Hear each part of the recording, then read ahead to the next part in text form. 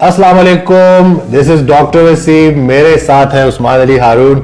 बहुत अरसे के बाद वीडियो के साथ आपकी खिदमत में हाजिर हैं। आज का टॉपिक जैसे कि आपने थंबनेल में देख लिया होगा कि 4 शादियां बिल्कुल भी नहीं है। ये हमने सिर्फ आप लोगों से जो है वो क्लिक करवाने के लिए ये थंबनेल लगाई थी, और जिन हजरात ने थंबनेल देख के तेजी से क्लिक किया है तो आपके लिए इस वीडियो में रमजान के बारे में, रमजान से मुतल्लिक इंफॉर्मेशन है कि डाइट और एक्सरसाइज रमजान में कैसे करेंगे, और इंशाल्लाह हम कोशिश करेंगे कि आपको जो है वो ज्यादा से ज्यादा इंफॉर्मेशन दे सके जिस पे अमल करके आपका फायदा हो जाए। अभी तक वो हजरात जो अभी तक शौक में है वो जहन से वो थंबनेल का ख्याल निकाल दें, क्योंकि कहीं ऐसा ना हो कि जो बची कुची सेहत है उससे भी आप महरूम हो जाए। तो आज हम बात करेंगे रमजान में डाइट और एक्सरसाइज, जो आपके कॉमन क्वेश्चंस हैं रमजान से रिलेटेड, क्योंकि अभी रमजान आ रहा था और बहुत से क्लाइंट्स क्वेश्चंस कर रहे थे, तो हमने सोचा कि हम मिल के ही उसका जवाब दे दें।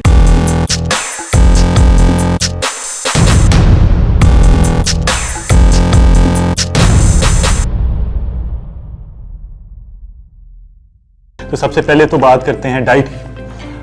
जो लोग इस वक्त ट्रांसफॉर्मेशन प्रोसेस के दौरान हैं, फैट लॉस कर रहे हैं, उनका कॉमन क्वेश्चन ये होता है कि 2 हफ्ते बाद तो रमज़ान आ रहा है, तो उसमें हमारी डाइट क्या होगी। तो हमने जो लोग एनरोल्ड हुए हैं, ट्रांसफॉर्मेशन प्रोसेस कर रहे हैं अपना, उन्होंने डाइट को चेंज नहीं करना, डाइट को मैनेज करना। उन्हीं मील्स को, कोई से 2 मील आप सहर में कर सकते हैं या इफ्तार में कर सकते हैं, और या अगर आपके 4 मील्स हैं तो 2-2 डिवाइड कर लें। बेहतर अप्रोच ये है कि आप 2 मील किसी एक टाइम पे रखें, या सहर में या इफ्तार में, और 1 मील एक्सरसाइज के बाद लाजमी रखें। बिल्कुल समझने की बात जो इसमें ये है ना कि 1400-1500 कैलोरीज का जो भी प्लान है, वही कैलोरीज आपने जो है अफ्तारी से सहरी तक के बीच में एडजस्ट करनी है। वाटर इनटेक का ख्याल रखना है, और बीच में जो ये जो रोजे के दौरान फास्टिंग स्टेट है ना, ये आपको वैसे ही इतना फायदा दे देगी कि तो ये नहीं कि कुछ भी ऐसा नहीं है कि आप लोग परेशान हो जाए। लोग समझ होते कि जैसे दोबारा से प्लान बनेगा या कुछ। हाँ, अगर आप अफोर्ड कर सकते हैं तो वो पर्सनलाइज प्लान आप बनवा सकते हैं, बट अगर ऑलरेडी आपके पास प्लान है और आप चाहते हैं कि उसी प्लान को लेके चले, तो या जिस मेटाबॉलिक शिफ्ट आपका हो चुका है, आपकी बॉडी ट्रैक पे है, तो फिर डाइट को चेंज नहीं करना चाहिए। क्योंकि ऑब्वियसली अगर आप रमजान को माइंड में रख रहे हैं तो आपने कार्ब्स को ही ऐड करना है ना, खजूर को ऐड करेंगे या कोई ड्रिंक्स ऐड करना चाह रहे हैं तो कार्ब्स ऐड करेंगे तो वो मेटाबॉलिक आपका रिवर्स होने का चांस होता है। तो बेहतर ये होता है कि आप अगर डाइट प्लान पे हैं तो उनको मैनेज करें, जो डाइट प्लान हैं उनको। लेकिन अगर आपने प्रोग्राम ये बनाया कि हमने रमजान में ही डाइट स्टार्ट करनी, तो फिर उसमें खजूर और इस तरह की चीजें, ये जो लोग समझ रहे हैं कि हाय रमजान में हम पकोड़े कैसे छोड़ेंगे, समोसे कैसे छोड़ेंगे, ये मैं आपको बिल्कुल बड़े उससे बात कर रहा हूँ, बड़े मतलब यानी कि कॉन्फिडेंस के साथ इंशाल्लाह कि आप ये रमजान जरा प्रॉपर हेल्दी डाइट करके तो देखें ना। मैं आपको बड़े दावे से कह रहा हूँ कि इतना जब 30 रोजे पूरे होंगे ना, जो आप महसूस कर रहे होंगे, जो रिजल्ट्स आपको अचीव हो गए होंगे, और सबसे जो मजे की बात है कि आपको पता भी नहीं चलेगा, क्योंकि 16-17 घंटे तो वैसे भी अल्लाह के लिए जो है खाना पीना बंद रखना है। तो जो अफ्तारी से सहरी का टाइम है उसमें वही प्लान जो आपके सामने है उसी पे ख्वारी करें, और बड़ी आसानी से आप जो है आप ये रमजान डाइट के साथ गुजार सकते हैं। मुझे तो ये क्वेश्चन इंटरेस्टिंग इसलिए लगता है कि जब भी क्लाइंट मुझसे पूछते हैं रमजान में क्या होगा, तो मैं कहता हूँ जी रमजान का मतलब क्या है। रमजान का मतलब है कि आपकी ईटिंग विंडो और फास्टिंग विंडो चेंज हुई है, खाना तो नहीं चेंज हुआ, बॉडी वही है, मेटाबॉलिज्म वही है, बॉडी की फिजियोलॉजी वही है, उससे उसी खुराक की जरूरत है। तो हम खुराक क्यों चेंज करते हैं। अब अल्लाह ताला ने जो रोजे फर्ज किए तमाम उम्मतों पे फर्ज किए, सिर्फ हम मुसलमानों पे नहीं किए।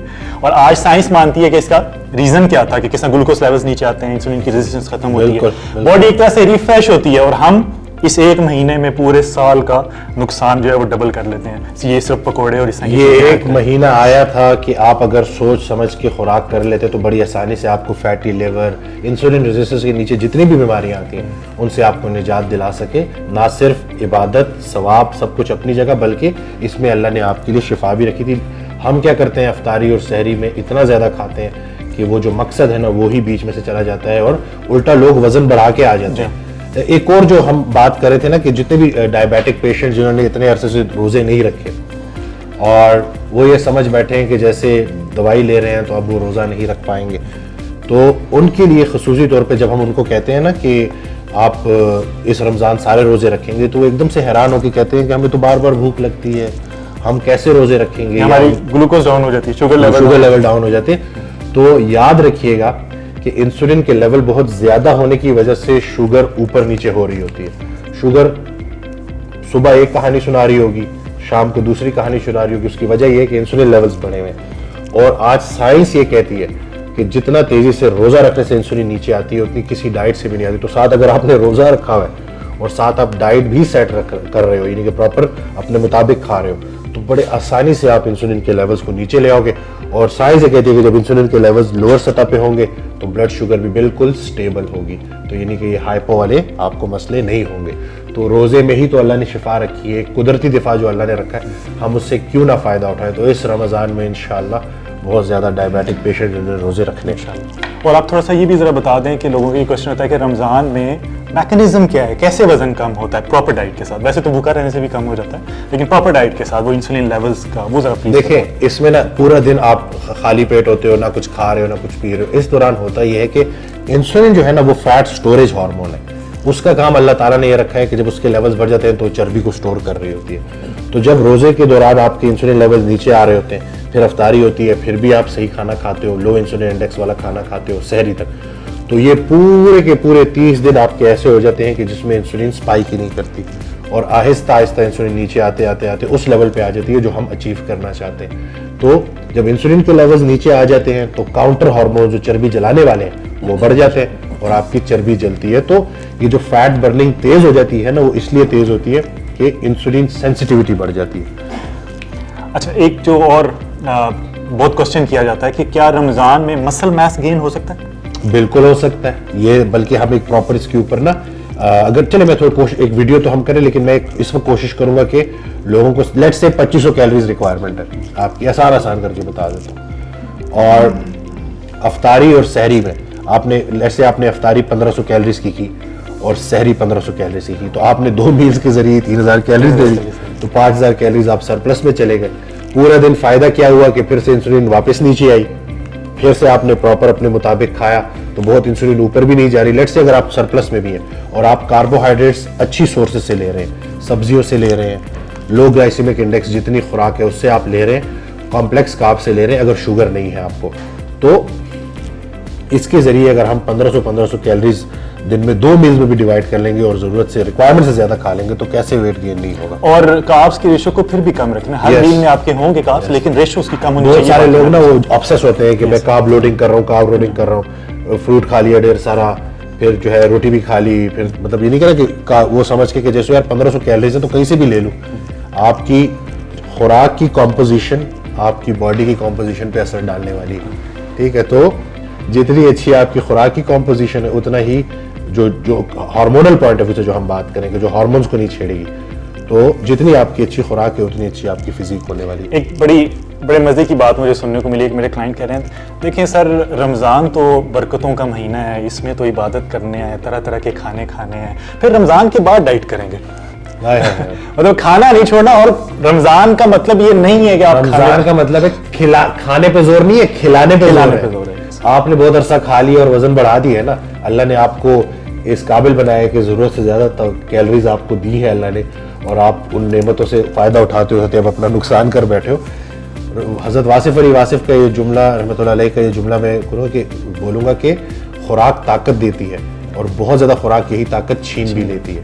تو یہ جو اللہ نے آپ کو دماغ دیا ہے اس کو استعمال میں لانا ہے اور سوچ سمجھ کے کھانا ہے, اور اپنی صحت کا خیال رکھنا بھی عبادت ہے, اس کے بارے میں بھی پوچھا. یہی رمضان ہے آپ کے لیے کہ جس میں آپ نے ڈائٹ کرنی ہے, اور انشاءاللہ اس دفعہ کی عید الفطر نہ سوچیں کہ آپ نے پورے مہینے پراپر ڈائٹ کی ہے, پراپر فاسٹنگ کی ہے, عبادت بھی ہو گئی, ثواب بھی مل گیا, اور اب عید الفطر پہ آپ انتہائی اچھا جوڑا آپ نے پہنا ہوا ہے اور آپ بالکل آپ کی ویسٹ کم ہے اور آپ کانفیڈنٹ محسوس کر رہے ہو, آپ کی سیلف اسٹیم اوپر چلی گئی ہے, آپ زیادہ ہیلدی محسوس کر رہے ہو, تو پھر پورا کا پورا جو تہوار ہے وہ بھی جو ہے آپ کا زیادہ جو ہے اچھا گزرے گا, اندر کا موسم سیٹ ہو جائے گا. ٹھیک ہے.